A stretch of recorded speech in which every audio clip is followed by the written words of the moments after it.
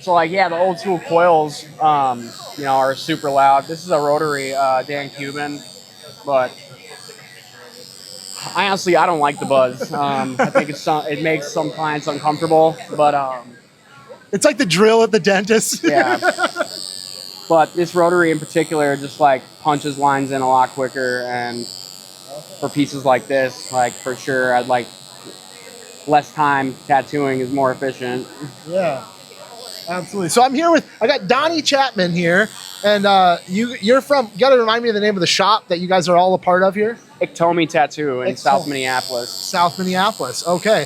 Yeah, I didn't get a chance to talk with Willard or anyone else from your guys' shop at the last convention, so I'm super happy that I'm getting to talk now. What's your story? I guess where does your tattoo journey begin? Like when I was like 8, my grandparents owned a restaurant. It was like a greasy spoon place. And I would always hang out in the kitchen. I remember seeing a dude back there with 2 full sleeves, and like I was like, that's it. You know, I always drew when I was a kid, and yeah, I just like knew from a very young age I wanted to tattoo, and yeah, that was just the mission for forever. And you know, during my younger years, I got into some trouble. I got into some pretty hardcore drug use at 14. I was doing meth. Got in a lot of trouble because of it, and you know, I quit doing meth at 18. Got into tattooing around 20. Did it the complete wrong way, how you're not supposed to. My girlfriend at the time got me a kit off, I think, eBay, because he didn't have Amazon back then. And you know, I just started like swearing and all that fun. Yeah, you're good. Yeah, I just started like fucking up all my friends and myself, and yeah, it took like about 5 years to get into a shop, and you know, through a buddy I met at a comic book convention. He was tattooing as well and took a chance on me.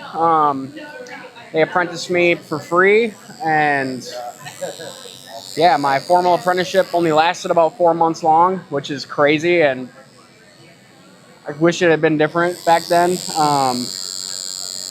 And then, yeah, I did super well during my apprenticeship, and you know, I let ego get the best of me. Thought I was someone to the tattoo world, and that it needed me. And with that ego, I got back into drugs. Yeah. Interesting. I love, you know, I want to hear more about your story and the path you took. I had a great interview with Justin Udell where he shared his story and opened up about that too. I think it's such a cool, unique industry. So many people have recovery stories or stories of sobriety. And I think it's cool that we're all here at a brewery anyways, and you guys are obviously kind of forced to be in an environment where there's temptation or whatever. But I just think it's cool because it builds resilient human beings, right? Like when you have a recovery story or you go through something where you're forced to reinvent yourself, it kind of forces you to become the best version of yourself. And so I can see that with like Justin and other people. I don't know you very well, but so talking about your story a little bit, you thought you were the cool shit. And yeah, then I thought I was the shit. You know, I got back into meth, and then I ended up getting let go from the shop that I was working in at the time, which was fair. You know, I was using while I was tattooing. I ended up getting arrested. Lost my job at that shop, and then I spiraled really hard into using again for a number of years, in and out of jail, treatments, pretty much like quit tattooing for like 3 years. Quit because someone stole my equipment at a treatment center I was at the time. And yeah, it got really, really bad. You know, there was a point where like I was convinced tattooing was just a pipe dream for me anymore. And you know, I finally got so bad. I was homeless, had no one in my life anymore, and you know, I went to treatment, and sobered up for the first time in my life outside of a jail cell. And yeah, I met a dude at the treatment center I was at who like heard my story and was like believed in me. And this dude just like took a chance on me and like bought me a bunch of equipment. And then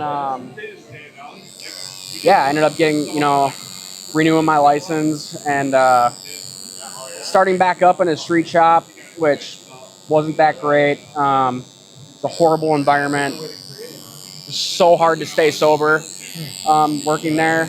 And, because everything I have now I owe to recovery because, I leaned really hard into like Alcoholics Anonymous and Narcotics Anonymous.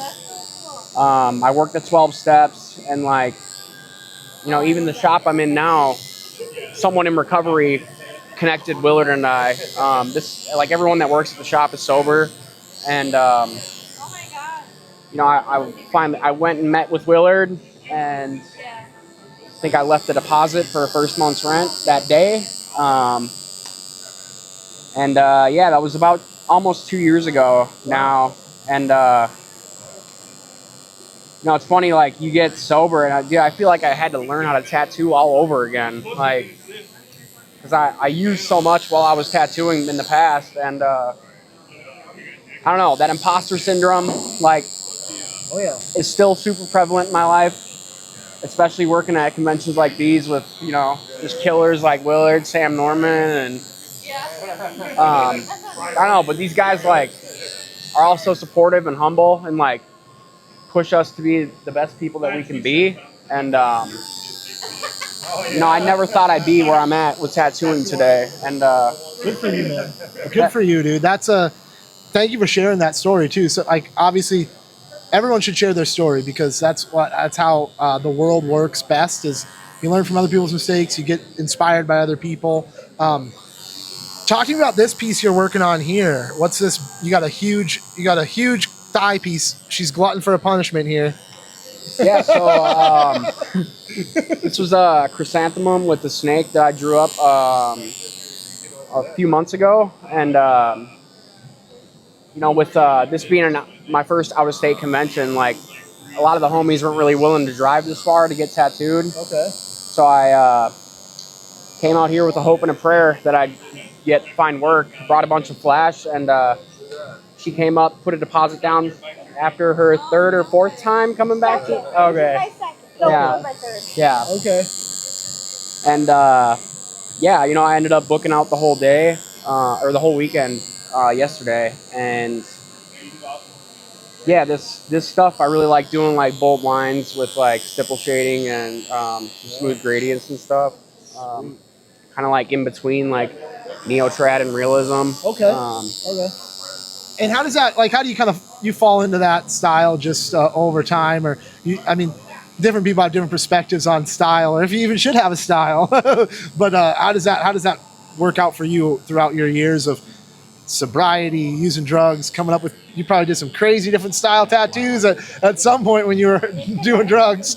Oh yeah, for sure. I mean, for the longest time, I thought I was going to be the next Paul Booth, which is fucking crazy saying out loud. But yeah, I was convinced I was only going to do like, horror stuff or like really creepy. And then for a while, I thought I was going to be like a new school guy. And then finally, when I stopped trying to like box myself into one style, I think, just now feel like my style is starting to come out, and don't quite have a label for it yet, but I'm definitely heavily influenced by that man over there. Willow's awesome. Yeah, watching the way he illustrates, it fucking irritates me how good he is. But working next to him the past couple of years has just like done stuff for my tattooing I never thought possible. And I don't know, if anything, the last 2 years, like, I think the most important thing I've done is just like learn as much as I can from other people and let it influence my art, but my art still looks like my art. And I'm finally like comfortable where I'm at. But I feel like I'm just starting. Yeah. What last question for you here? What kind of advice do you have for somebody who's maybe in a situation, has maybe going through some experiences that you've been through in life, but isn't quite on the other end of it yet? What I call it is the gift of desperation. That's what had to show up for me to want to change.